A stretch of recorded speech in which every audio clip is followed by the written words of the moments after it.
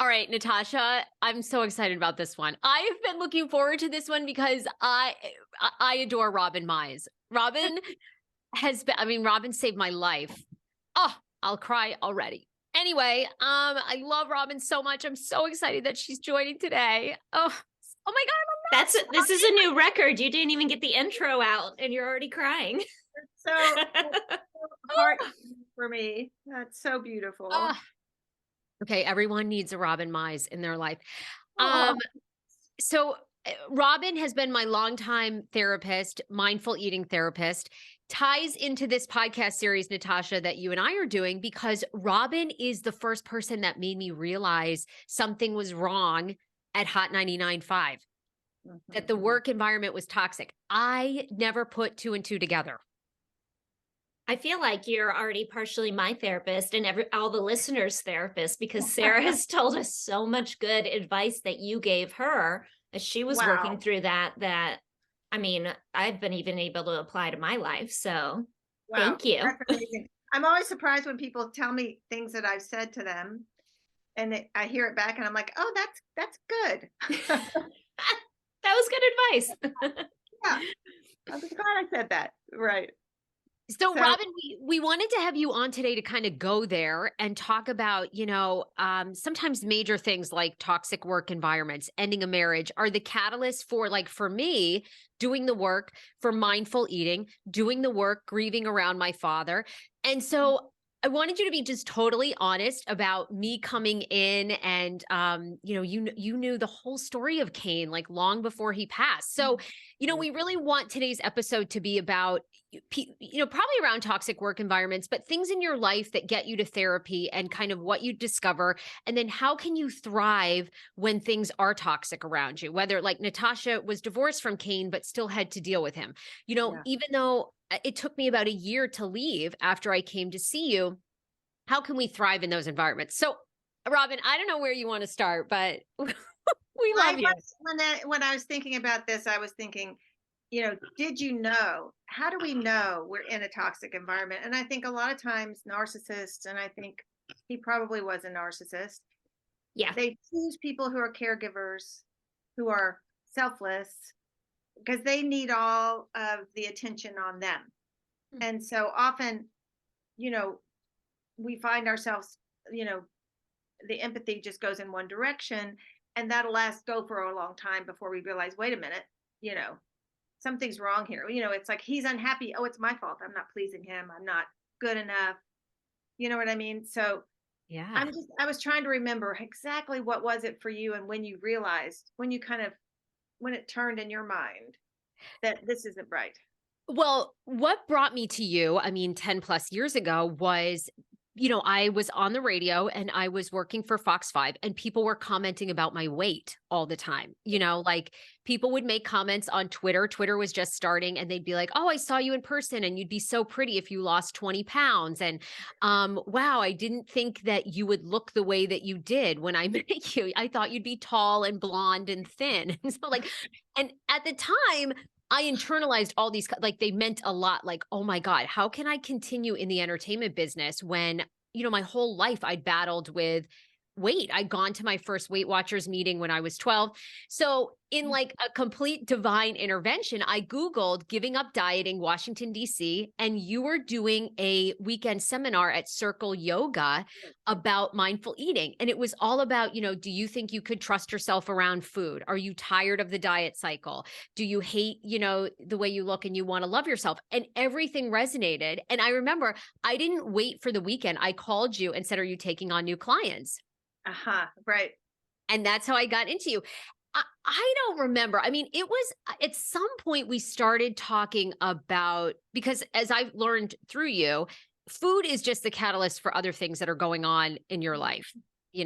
For me, it was like unresolved grief around my dad's death. And it was, this work environment where exactly, it was like, I always thought it was me. Like, if I only did more show prep, if I only, worked more, Cain wouldn't yell at us, like, it was always like that, That's crucial. That's crucial.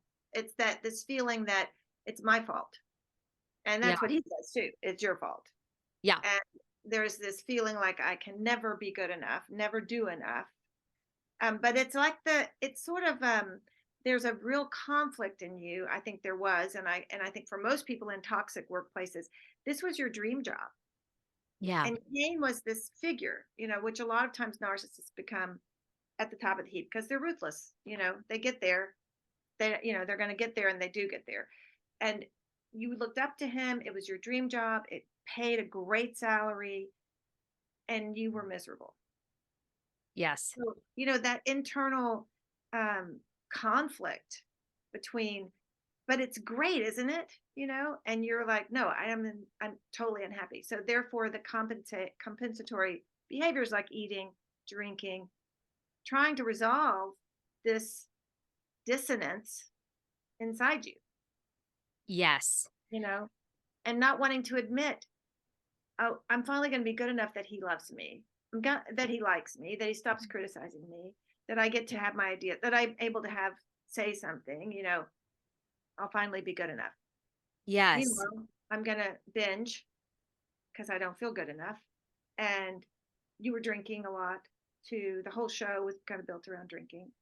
Yes. Yes.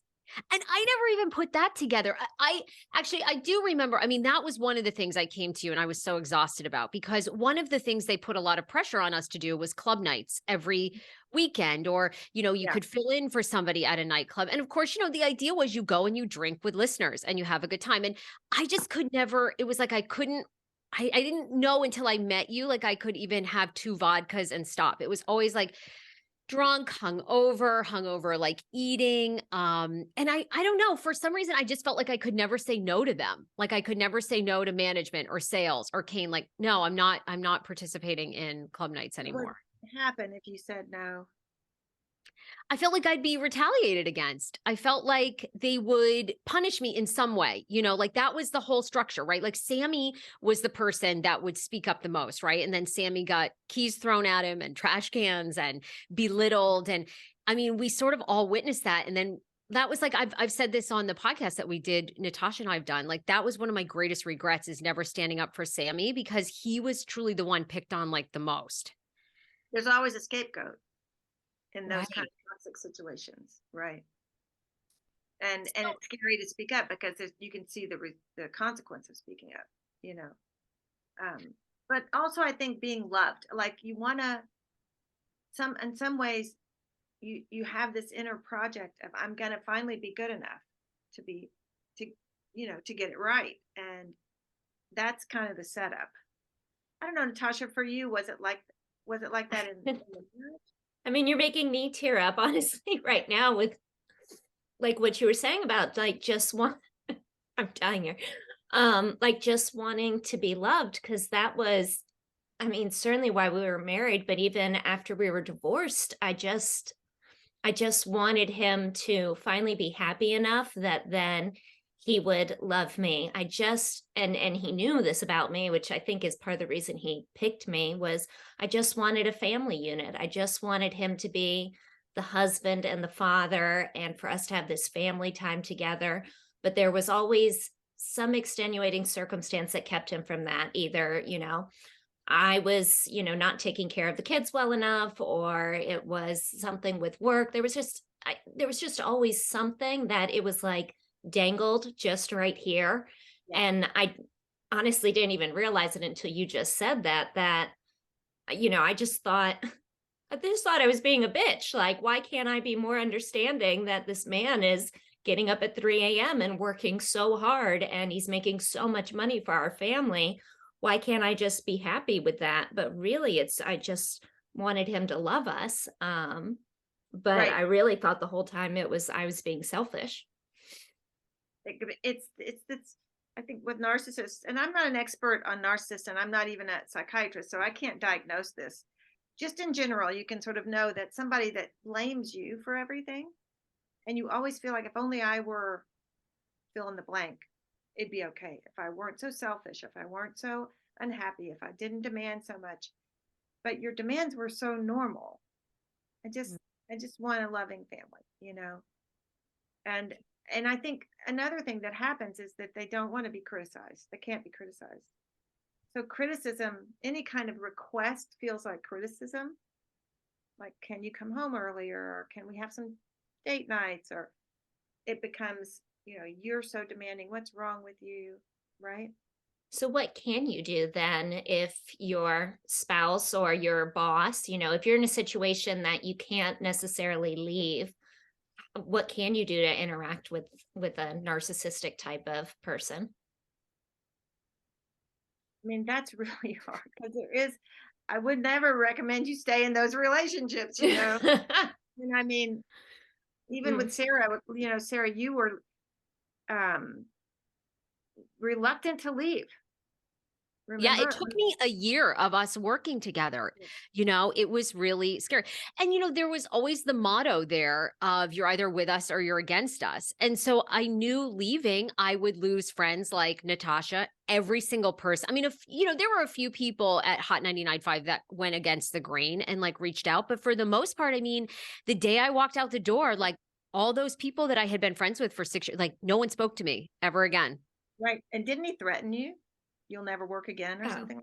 Yeah, well, and remember, the whole catalyst too is when I did go to complain about his behavior. Remember, he had this secret recording of Sammy and Yeah. me, and our boss said, "Well, you can't have it both ways. You can't be on this tape saying what you were saying about Peter and wanting him to change." And of course, they never did produce the tape because they said, "Oh, no, no, he deleted it. He deleted it. He didn't."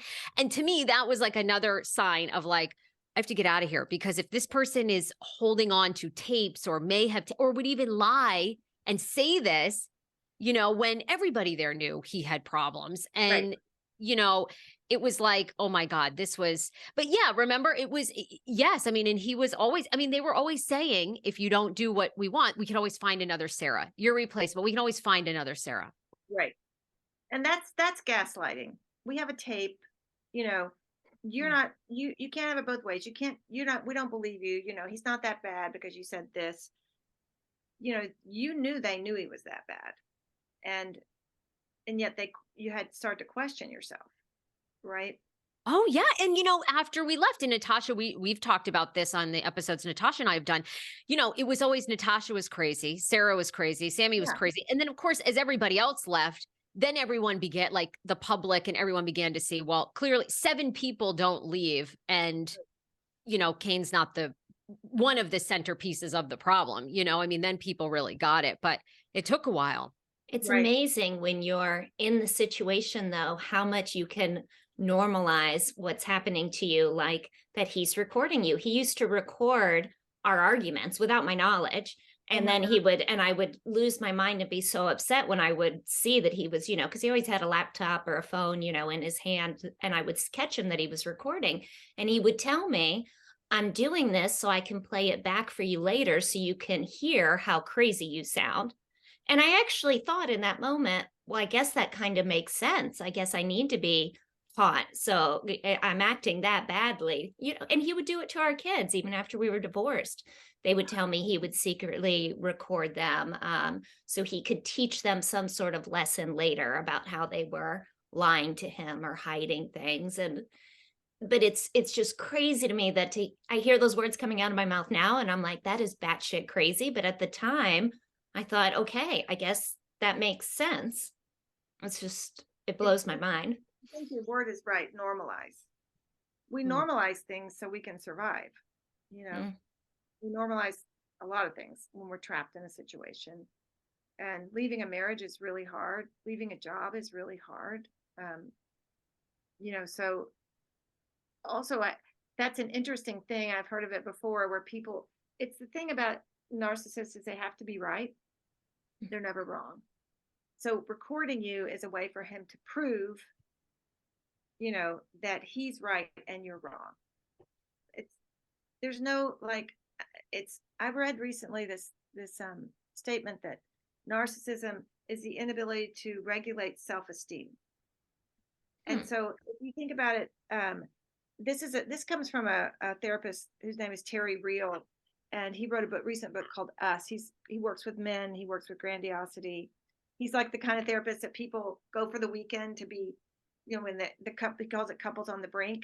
And he's one of the first people to write about men's depression, but he works with, and Bruce Springsteen did an intro to his book because he worked with Bruce Springsteen. So he works with like these men with a lot of power and ego. And he has a graph where on one side is in terms of the ego, grandiosity and self-esteem. One end is grandiosity and shame. On one end is grandiosity and the other is shame. And the healthy place is right in the middle, where you feel like I'm just like everybody else. I make mistakes. I'm good at some things, bad at others. You have a healthy ego and a healthy sense of self-esteem. But the narcissist toggles between grandiosity and shame, and avoiding shame at all costs. They stay at grandiosity. I've got to be above you. And if I'm not above you, I'm below you, So there's no equality, or gray area, or sense of like, oh, let's just agree to disagree, or we can let it go. It has to be, I'm right. Right? I mean, is that true for you, Natasha? Yeah. Oh, I mean, very much so. There absolutely was no middle ground. I mean, the only way arguments would end in our house was I would give up. I would get extremely upset, extremely frustrated.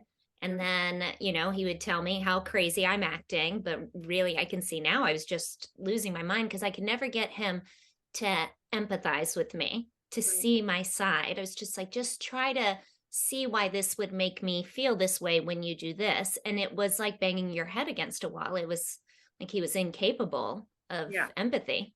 Mm-hmm. But I guess it also meant, because if he was to empathize with me, then that would be accepting some blame. Yes, exactly. Right. Robin, I wanted you to go back. So can you ever work with a narcissist? I mean, or stay married to one? It doesn't sound like it. It sounds like the only, right? Because do narcissists ever realize that they're narcissists, or it's very hard for them to do that?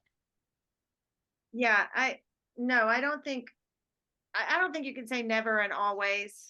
I think it's a spectrum, probably. I don't know exactly. I mean, I'm not really an expert on it. I know about it in therapy, how to help people recognize when this is happening. Some people would say they don't like labels and people can change. And other people would say a narcissist will never change.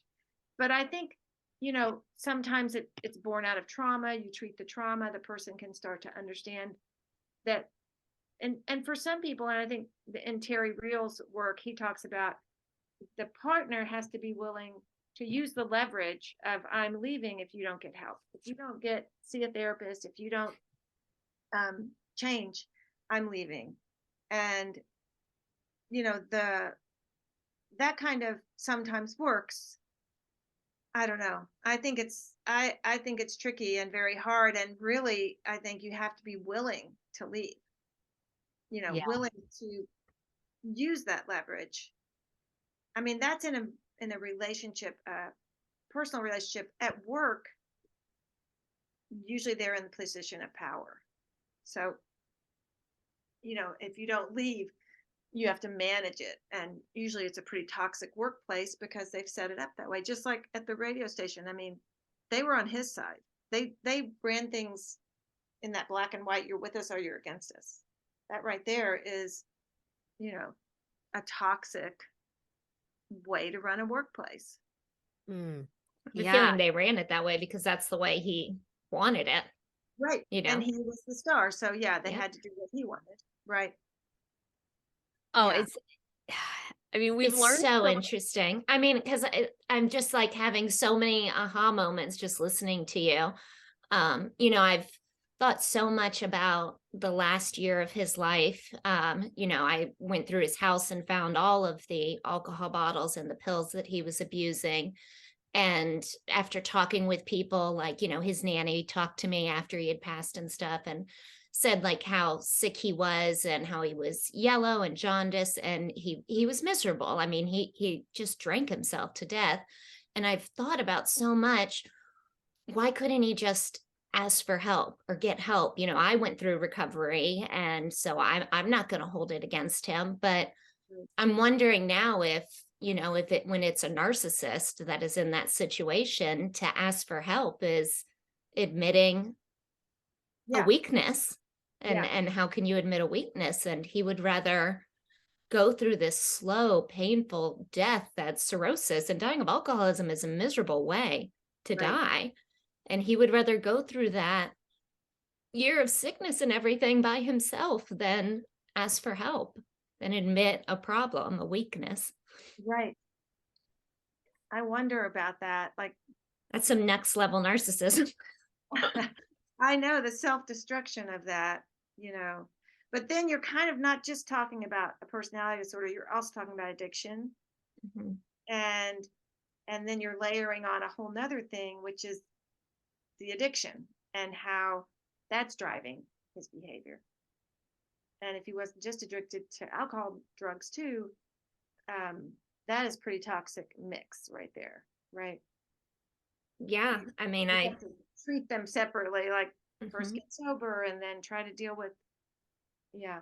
Yeah, and he had severe mental illness, severe obsessive compulsive disorder that wasn't being Mhm. treated and ran his life. So Oh, wow. it was just, I it mean, was a that lot was for him when to get through.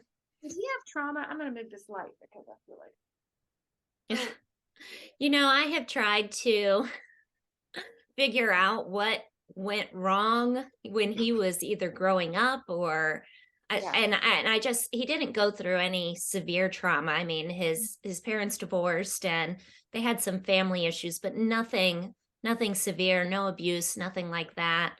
I don't know. I honestly, I'm not sure I will ever figure out why he was the way he was, because he was always like that even before the fame and the money. That Really? just exasperated it.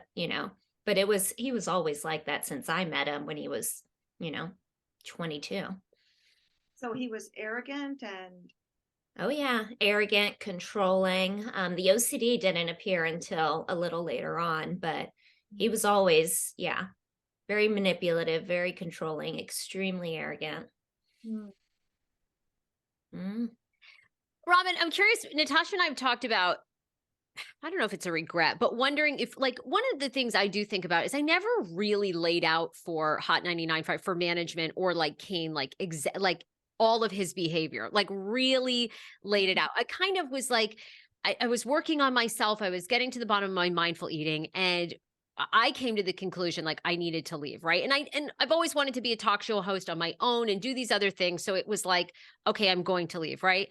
But Natasha and I have talked about this. Like, should you ever confront? I don't know if confront's the right word, but I think we've both had regrets. Like, maybe we should have tried to help Kane. But is that again going back to that, like, oh, if I just could be better to him? Is that like still like kind of a caretaker's mentality? I don't know. yeah, I mean, uh, I think you did probably both try in the way that you were saying, this isn't working. Look what you're doing. I'm going to have to leave now because the way you're acting. There's not a lot of self-reflection and accepting blame or feeling a growth. Um, the other thing that happens is that narcissists often um, they need to be special and they need the people around them to be special. So they love bomb you in the beginning. You're so great. You're amazing. You're exceptional and unbelievable. And so you feel really good in the beginning. Like it feels like, and they're usually very charming and charismatic. And then when you're not perfect or you challenge them in some way, you go from here to in the dirt, right? There's no middle ground, right? Are you nodding your head, Natasha? You feel Yeah, I mean, very much 100%. so. 100%. I was thinking back to, how he was like that with me. And when he was doing the morning show here and he used to, talk about me on the air and, just fawn over me and introduce me to people as being, the amazing one in the marriage and the relationship and, the woman behind the scenes and all those things that I wanted to hear. And I remember when he hired Sarah and he would fawn over her and how great she was and how funny she was and how she made the show. And my gosh, it's like I don't know if it was an intentional setup. I don't think he even realized he was doing it, but yeah, gosh, it and has to then be a switch flips and then you're on the bad side, and that is a bad place to be. right. And then all that love turns into hate. Yeah. Mm-hmm. Right. I mean, Robin, it does feel good though. It's almost like a Prince Charming thing. Like suddenly somebody sees me, like Oh yeah. Cinderella and the prince, like, the shoe fits and it feels really good. That's the danger. That's why narcissists break up so many marriages. They like dive in and love bomb somebody. And this person feels like, wow, this is so much better than my husband. And then as soon as they break up the marriage, they're done. That happens a lot, actually. Hmm. That's really interesting. all right, be on guard listening to this podcast. But wait, but Robin, how should people treat you? Because one of the things that was very hard, because Hot 99.5 was the first. I'd had a radio job for I'd had two different radio jobs for about a year. Coworkers were great. For the most part, it was easy, right? Maybe somebody had an issue, they talked to you about it, everybody moves on, right? Right. But then working in that environment for 6 years and leaving, it was really hard. Like I remember, I don't know if you remember this, and Natasha does, but then I went on to work at DC's 107.3 at a morning show. It was really hard because it's like you're almost waiting for people to treat you that way. And I guess what can you do after you've had an experience with a narcissist? My God, a narcissist has blown up your marriage. You've Right. got then like how do you trust again? Or you've worked with a narcissistic boss who's made your life hell for 6 years. How do you work and thrive again? Oh my gosh. I mean, I think that's PTSD, right? Mm. It's trauma. I mean, you have to talk to a therapist and become clear about, what's real and what's not. I think, doesn't it help? I mean, it helps a lot to just have somebody say, even if you just read about it, you see, this is what a narcissist is. And you see, check, check, check, check. Oh my gosh, that's what was happening, right? But after years of it, it's hard to be yourself again, isn't it? It's hard to take risks. It's hard to not flinch. Feel like, someone's going to do that to me again. I'm sure that's really hard. And I mean, you have to get through it. I mean, I would question, for me, the question is, why was I in that relationship? What do I need to work on for me that I'm not such a people pleaser, that I put my needs so far back that I'm willing to be abused, in this emotional abuse way. Yeah. It's almost hard to see that it's happening. I'm still wrestling with that. I think, and you've known this about me, I am a people pleaser. And, remember one of the things I would say to you, and Natasha, you probably don't even remember saying this to me, but when we were in Tampa one time, and this was not a negative on you, it was because I'm trying to think of where in my childhood this came from, but we were all partying one time on the party bus and I was drinking, and I always felt like at events I had to be drinking and having the most fun for everybody. And you said to me, Natasha, you never disappoint. And I took that as like, I can't disappoint. And it wasn't you. I don't want you to don't, it's not you. It was me. Because I think I just think, I'm trying to think of really from my childhood. I think being like a really overweight kid and not like getting picked on for so long. And then when I started to fit in, I think it felt so good. It was like, I'm going to do whatever I have to do, like go along to get along. You know what I mean? Yes. And Yes. even now I'm really trying to speak up like my own opinions on my own podcast, which is crazy. Seems like this is my own show. But truly like saying, there's things in whatever pop culture or politics that I disagree with. And like lots of times I'm afraid to say anything because I'm like, oh my God, I don't want to get canceled or I don't want to get backlash. But that's my goal of 2023 is to say it in a way that's not like, you have to agree with me, but basically going against the grain if that's what I believe and saying, look, I don't know, I could be wrong in a year, but right now I feel like X, Right. And that's hard for me to do because I feel like, oh, I'm going to lose listeners or people that thought they knew one way of me, and I just think, I don't know where the hell that comes from. I don't know, I'm rambling, but I mean, part of it is from Cain.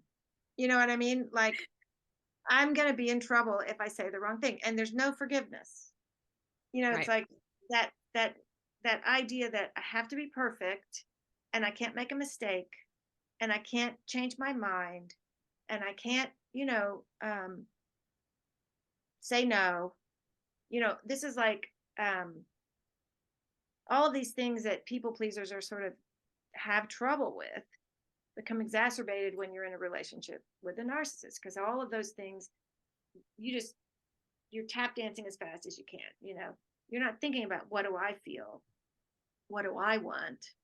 And that's sort of, we're kind of crossing over into codependency, people pleasing, all of that stuff that, the book by Glennon Doyle called Untamed. Do you guys know that book? Yes, I haven't read it, but okay, it's on my list. Gosh, you have to read that book. Okay. So good. But she says that, we don't know how to have fun if we spend our life worrying about not what we like, but whether we're liked. Not what we want, but what other people want. Not what we need, but what that person needs. It's just like we're not in touch with what we need and want. And even having an opinion, Sarah, like, what's my opinion about this? It's a great goal in 23. It's just like, I'm just going to say what I think. I might be wrong. It's okay. Yeah. Totally. Because yes, I mean, it's really hard. And I do think it stems from, and it was really crazy on the Kane show, because lots of times it was always about, remember, I was the one that was the voice of reason and had to be nice. So it's hard now, like, to not be, I mean, I feel like I'm getting there more and more, but still, even on my own show, it's like hard not to be nice. And I mean, I am genuinely nice. I love, but also, like, I do feel like I have opinions and I don't give a fuck, but I really want to say those, But they're not, that's not the opposite of nice, right? That's true. That's true.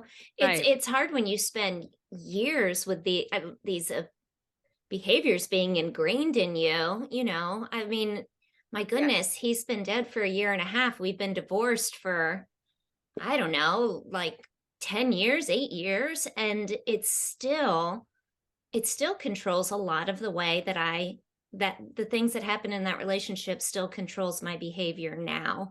Mm-hmm. I try to catch, I just catch glimpses of it sometimes. It's like as time goes by, it goes away. But when you spend that much time living out of fear and behaving out of fear, like, I was thinking about this when you were talking. I remember it was so stupid. Not to get all into it, but I ended up having to settle and sign this ridiculous divorce agreement because I ran out of money and the whole thing just needed to be done. And he had so many stupid stipulations in there. And one of them was on my days to drive the girls to school, in one school year, I couldn't be late to school more than 3 minutes 3 times. And if I was late more than 3 minutes 3 times in one school year, I would permanently lose an overnight.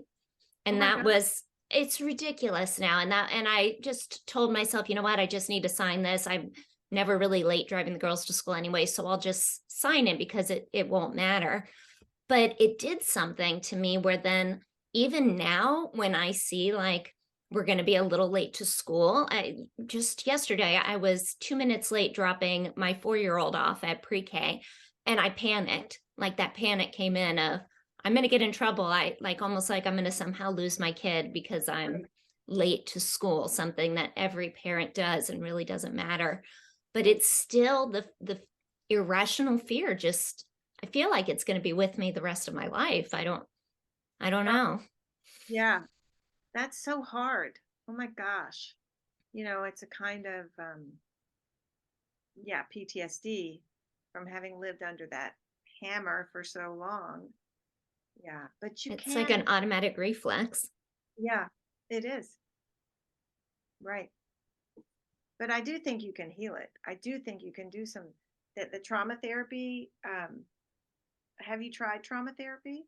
Honestly, I haven't tried trauma therapy. I haven't really, I know I have some PTSD, but I haven't like addressed it. I've been too afraid to dig it up.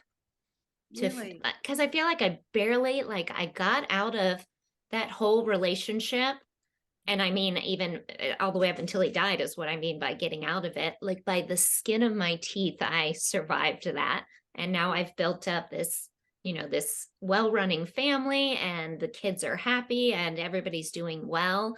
And I am so afraid to rock the boat and bring any of that up ever again that I haven't. But that's probably pretty unhealthy. I probably should. Well, that might be why you're doing the podcast. Yeah. I Well, mean, this that's is so true. therapeutic. Yeah. I mean, that's the whole reason I did the interview with Sarah. She and I spoke about it, and I said, I guess I didn't even think about it that it would be healing for me, but I just wanted all of that pain to have some good come out of it. Just Yeah. if it can help somebody else out, then maybe I can rationalize in my brain that it's okay that it happened. Like Mm, there's a reason that it happened. right. Right.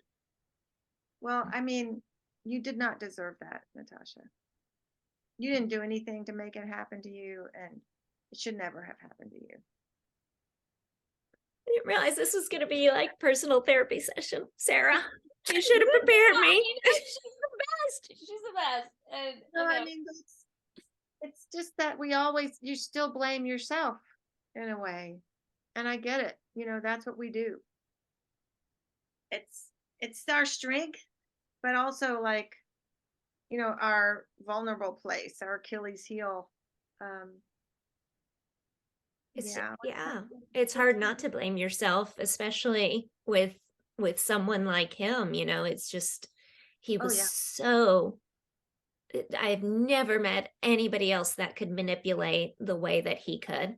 Have every judge, attorney, anybody that he met had him convinced. I mean, Yeah. Sarah knows what I'm talking about. Like Yeah. that's all of management. Look at, this mega company iHeart. They were tap dancing for him just to keep him happy. But oh Yeah, Robin, this was going to be one of my questions, although we're kind of having a moment here, but no, go, please move on. well, two things. One is, Robin, you've obviously seen many clients over the years in all kinds of different ways, right? And obviously your specialty is really working with couples, but was Kane like a really extreme example? Or is this happening to like, I can't figure out, like, were we kind of like, we just met truly the wrong human that was like brought into our lives? Or do people like Kane exist a lot more than we think? They exist a lot more than you think. Oh, It's okay. it's true. Problem is I get they often exist in positions of power. Because they have this ability to manipulate people, and they're ruthless. They don't give a shit about anyone else. So they get up there, and then, well, we have a good example, running the country. Not now, but before. I mean, you could see, I hate to be not to get political, but it was like as you could see the narcissism so clearly. Yes. And still, like there's never an acceptance of blame, ever. It's never my fault. I'm the greatest. I'm the greatest. Um, I joke about that all the time. Don't feel bad saying it. My family, is all red Republicans, and even they joke that yeah. Peter was like Donald Trump, that they were both at that next Wow. level narcissist. Really? Oh my God. Yeah. Yeah. Well, But I mean, to what you were saying, Sarah, like I get it. I would like to think he is just this one off that, we both happened to encounter, and it was this trauma in our lives, but then that's the end of it. But I get messages all the time from women who either their exes or their current spouse is a Cain. And they don't know what to do because, just like you were saying, that person gets to this level of power because they're so determined and that grandiosity, that then when they become your enemy, that is a heck of a Goliath to go up against. Right. That's right. and we've seen, I mean, you're right. You bring it up. I should say that, like, look at Harvey Weinstein and Bill Cosby. I mean, we have seen over the years, like these guys now beginning to, all the women that went through all that with those guys. I mean, they know exactly what we're going through. I mean, they had it even worse. So it really exists. And why is it, and maybe this guy's book talks about this, but why is it generally men that tend to be narcissists? Well, it's not only, but more often it is. And I don't know why, but maybe it's patriarchy. I mean, there are the ones that are in power, but I do see a lot of people whose mothers were narcissists. And if you have a mother who's a narcissist, it's a horrible thing to try to deal with, because it doesn't change. And as adults, a lot of people just have to cut them off because that kind of gaslighting and blaming and needing to always be right and always need praise and all of that stuff doesn't go away. How do you know when the situation you're dealing with is gaslighting, or it is your fault, or you are maybe a little crazy? Like, I feel, gaslighting is Merriam-Webster's word of 2022 and everything, and everybody's talking about it, and it gets thrown out pretty easily. But how do you know the difference of when you're being gaslit, or if it's a problem that maybe you do need to look at about yourself? Well, it's, I think the question is, does it always go that way? If you're in a relationship with Mhm. someone where you're always wrong and you're always the one at fault and you're always the crazy one, well, that's clearly gaslighting. It can't always be your fault. And also, you have hopefully people around you that can help you see reality. Mm. You need the reality check of not just, wait a minute, that's not how I saw it. Let me check with this person. Does this sound right to you? You need backup, because that's the worst thing. That's why mothers who are narcissists are so hard, because they have you isolated, and they, yeah, can cause a lot of damage to somebody's inability to trust themselves. Don't you think Oh it comes God. down to trusting yourself though? Like, Yeah, yeah. I think I forgot how to trust myself. mm, When you're in yeah, the middle of it, absolutely, you lose that inner voice because the other person's voice is so loud. yeah, Um, yeah, hmm. But yeah. I it's mean, like, it's a form of brainwashing, really. It really is. It Yeah, really is. That mhm. sounds crazy, but it's true. It's totally true. Yeah. this goes back to the other thing I was going to say to you, Robin, which Natasha maybe hits for you. But one of the things that Robin taught me, one of the sayings that I love of Robin's is what you resist persists. And it I just didn't came make up it from up, but it is a good one. she didn't invent it, but Robin would say that to me, right? Because I imagine, like, for Natasha, right? She's like, I have this like great home now, and okay, Kane is passed, so like we should move on and we shouldn't go there, right? And which reminds me of like when my dad died and my mom, right? It was like we grieved for 2 weeks and then it's like, okay, we're not going there anymore, right? Right. Which sounds good at the time, but it's like you resist it and then it shows back up. So what can people do if you're feeling like, oh, I don't want to go there. I don't want to talk about my narcissistic mother anymore. I don't, because it almost seems like these themes are like Cain, right? You kind of keep talking about them. And of course, the more you talk about them, they lose their power, right? Yeah. But it's hard. Well, that's part of the way that you reality check with Natasha. Like, was it like this for you? Yes, it was like you're just getting reality, getting a sense of what really happened. But um I think it's, when you can move on, or when you're kind of holding something, over here. It reminds me of grief. When you're grieving and you can't, you have to move on with your life, but you're grieving. It's right here. So you compartmentalize it. Like, I'm not going to look at it. I'm not going to think about it, but it's right here in your peripheral vision all the time. There's a lot of effort to keeping that out of the way until you integrate it and process it, spend some time integrating it. It's going to feel like a bomb that could explode. You know, I just had a client describe it as being locked down all the time, Mm. because there's a lot of, there's just emotion that needs to come out. You need to talk about it. And so I don't think people spend too much time on it, or, it's like, you need to talk about it. You need to, it's, it's so, it's not a small thing to have a narcissist in your life that's affecting you closely. And this thing about, I can't stop talking about it. This is my casual diagnostic criteria for any personality disorder, is I can't stop talking about this person, because they're not making sense, you know? So you constantly, well, why would they do that? I don't get that. You can't stop talking about them. And that's probably a sign something's going on. They're not, you know, healthy. They're not healthy. Yeah. Cause man, when you have healthy work relationships, at least for me, it was like, this is so foreign. This is like amazing. This is like, I mean, I can't believe, I can't Right. believe, I can't believe these people call you and go, hey, would you mind not doing that next time? Or can we do this a little different? Okay, great. I just wanted to talk to you about that. All right. See you tomorrow. Like, and then Yeah. they speak to you again, and then they still work with you, and they still, it's like, whoa, this is wild. This How long feels were you at the radio show? How long did you work for them? 6 years, 6 years. But I And feel you like it were was, young. it was, yeah, I was young. I started when I was 25 and I left when I was 31. So I feel like it was like that formidable. And, it was just, I've talked to so many other people like that Mhm. never had any sort of work situation. They've worked at a place for 10 years or they've moved on and people wish them well and even had them a going away party. I'm like, I don't know what that would be like. And Right.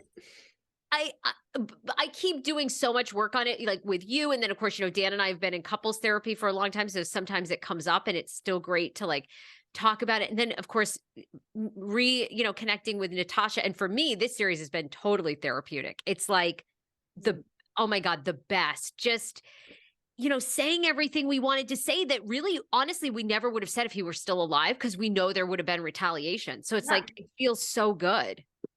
I want to say something about what you said, Sarah, because I noticed you were saying, other places where you work and then they have a party for you when you leave, and there was a little pause. And I think there's probably some sadness. 6 years is a long time to be connected to those people and to put your heart out there and work as hard as you did.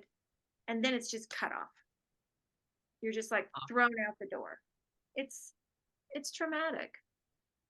Yeah. Definitely.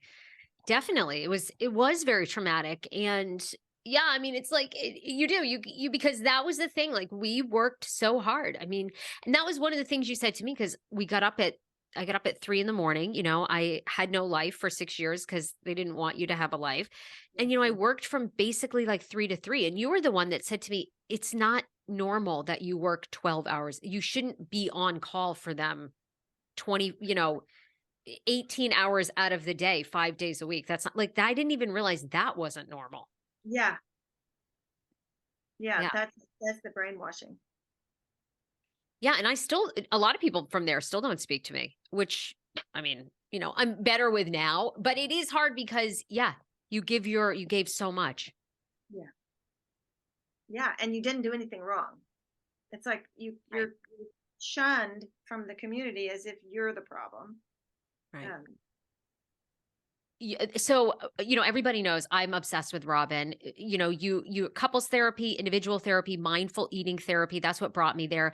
I always say, if you have food issues, you should call Robin. You are going to be taking on new clients in January, right? Right. That's right. Book her. You will be booked, Robin. Robin is the best. She is normally located in Tacoma Park, Maryland. Do you prefer to see people now in person, or you'll take on new clients over Zoom? What do you? I'm only in the office 2 days a week because people have just decided to stay on Zoom. People prefer it. So I like it too, and it works fine. But some people like to be in the office. So 2 days a week, I'm in the office. Okay. And the website is robinmize.com, MIZE.com. So people can get in touch with you. Robin, love you. This was so good. Thanks for having me, you guys. It's so great to be with you both. And it is therapeutic. I feel like it is. It is. It really is. Save one of those slots for me when you take on new clients. I get the first one. Okay. Robin's the greatest. The greatest. All right, Robin, love you. Thank you so much. Thank you. Thanks, you guys. Bye. Bye.